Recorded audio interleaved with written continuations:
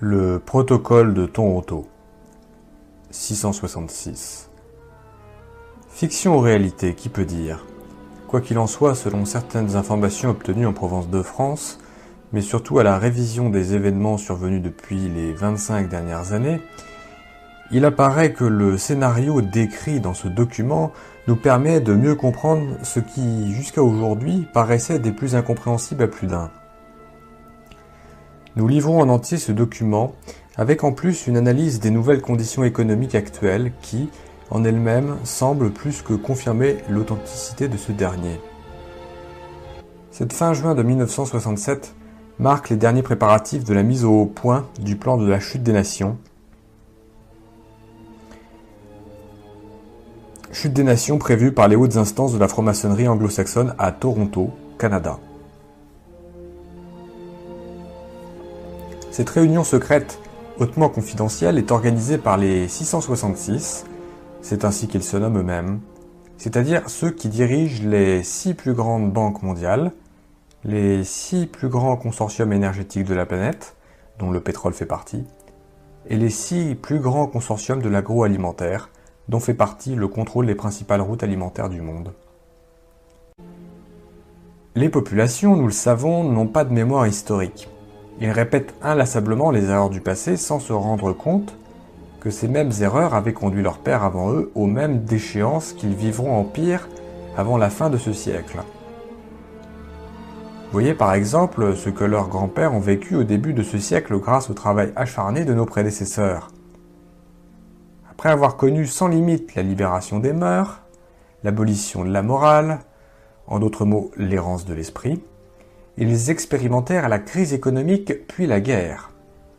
Aujourd'hui, leurs petits-enfants et leurs enfants se dirigent droit vers un aboutissement semblable, pire encore, car cette fois-ci, il nous permettra enfin de mettre sur pied notre nouvel ordre mondial, sans qu'aucun d'entre eux ne soit à même de s'en rendre compte, trop préoccupés qu'ils seront tous à satisfaire exagérément leurs besoins sensuels les plus primaires. Pour aboutir avec certitude à la construction d'un gouvernement mondial, un nouvel ordre mondial communautaire, où tous les individus sans exception seront soumis à l'état mondial de l'ordre nouveau. Nous devons en premier lieu faire disparaître la famille, ce qui entraînera du même coup la disparition des enseignements religieux ancestraux, et en deuxième lieu, niveler tous les individus en faisant disparaître les classes sociales, en particulier les classes moyennes. Mais nous devons procéder de manière à ce que tous ces changements apparaissent comme étant issus de la volonté populaire, qu'ils aient l'apparence de la démocratie. Comme vous le savez, la structure de base de notre nouvel ordre mondial est composée dans son essence d'une multitude de réseaux divers, couvrant chacun toutes les sphères de l'activité humaine sur toute l'étendue de la planète. Jusqu'à ce jour, tous ces réseaux étaient liés entre eux par une base idéologique commune, celle de l'homme, comme étant le centre et l'ultime accomplissement de l'univers. Ainsi, grâce à tous ces réseaux unis par le lien de la nouvelle religion de l'homme pour l'homme, nous avons pu facilement infiltrer tous les secteurs humains dans tous les pays occidentaux et en modifier la base judéo-chrétienne. Le résultat est qu'aujourd'hui, cet homme, qu'il fasse partie du politique, de l'économique, du social, de l'éducation, du scientifique ou du religieux, a déjà, depuis notre dernière réunion de fin juin 67, abandonné son héritage passé pour le remplacer par notre idéal d'une religion mondiale basée uniquement sur l'homme.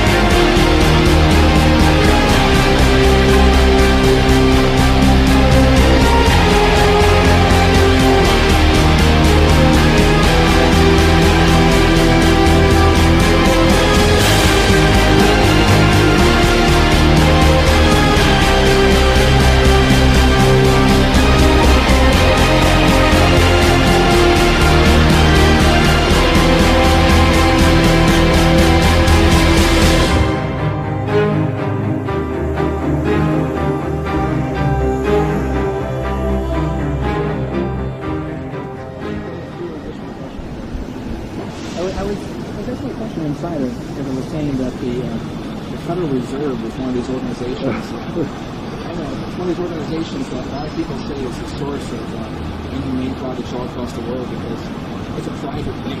That was started by your family.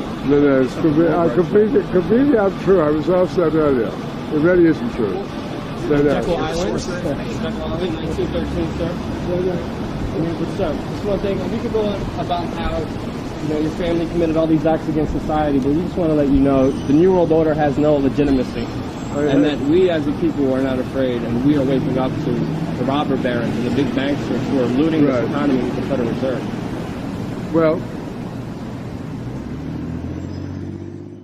Pourquoi son métier de banquier d'affaires peut aider Macron à être efficace en politique? On y apprend l'art de la négociation. On apprend vraiment l'art de la négociation. On est amené aussi beaucoup, et ça c'est, j'allais dire heureusement ou malheureusement, utile en politique, à communiquer, c'est-à-dire à raconter une histoire. Dans le jargon, quand on fait une opération, on construit ce qu'on appelle une equity story, qui est l'histoire qui va donner aux actionnaires envie de voter cette opération, d'acheter les titres ou d'apporter leurs titres. Donc on y apprend d'une certaine façon aussi des techniques pas de manipulation de l'opinion, mais un petit peu. Est-ce que vous êtes en mission? Oui. C'est comme ça que je le vis. Je ne suis pas en train de faire une carrière. J'ai d'ailleurs jamais cherché vraiment à faire une carrière dans ma vie. J'ai poursuivi des objectifs, j'ai cherché à comprendre, à apprendre, à réussir des choses, à mener des combats. Je crois jamais avoir eu le sentiment que je faisais une carrière. Et depuis que je suis rentré dans le champ politique, je vis ça comme une mission. Il y a une dimension de spiritualité? Il y en a une. Et en tout cas, la conviction qu'il existe une transcendance, oui. Quelque chose qui dépasse, qui vous dépasse, qui vous a précédé et qui restera. Tu sais quoi, les gens de ton espèce ont persécuté les gens de mon espèce pendant des milliers d'années.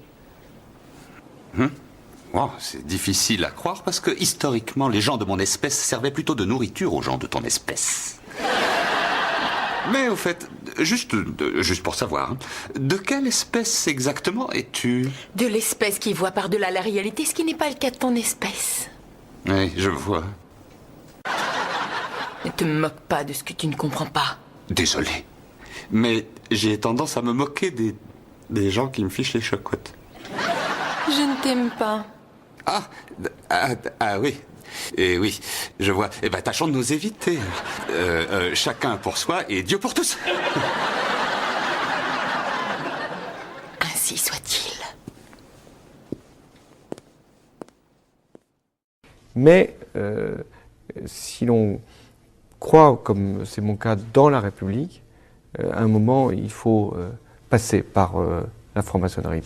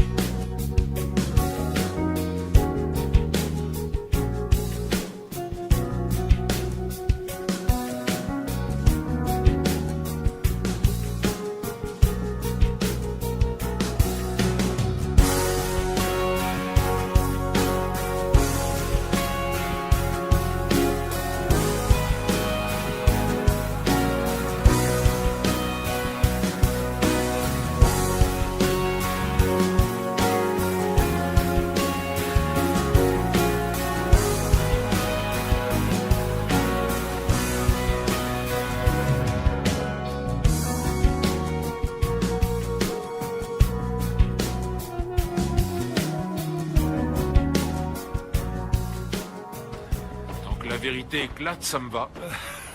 Personne n'en a grand-chose à faire que la vérité éclate. Parce que le public ne sait même plus ce que le mot vérité signifie. Comment ça? Eh bien, je pense que les gens ne sont plus capables de faire la différence entre ce qui est vrai et ce qui est faux. Je crois qu'il y a toujours une vérité objective, une réalité objective. Oui, alors... Le plus important, c'est que je peux vous parler de tout ça ouvertement, parce que je me fiche que quelqu'un nous entende. De toute façon, personne ne saura s'il doit y croire ou pas. Pour être honnête, moi j'y crois pas une seconde. Bien, pensez ce que vous voulez, c'est ce que tout le monde fait déjà de toute façon.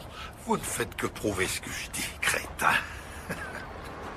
Quoi? Mais je dois avouer que vous avez raison. Je ne peux en effet manipuler l'esprit de personne. Et puis entre nous, je n'en ai pas vraiment besoin. Il suffit seulement que quelques-uns soient convaincus que c'est possible. Ensuite, il ne me reste plus qu'à semer les graines de l'incertitude. Tout ce qu'il faut en réalité, c'est un ordinateur. C'était ça votre but, la propagation de fausses informations sur le net? Peut-être bien.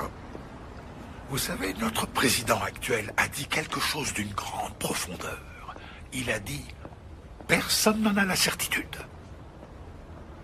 À quoi faisait-il allusion? Qu'est-ce que ça peut faire?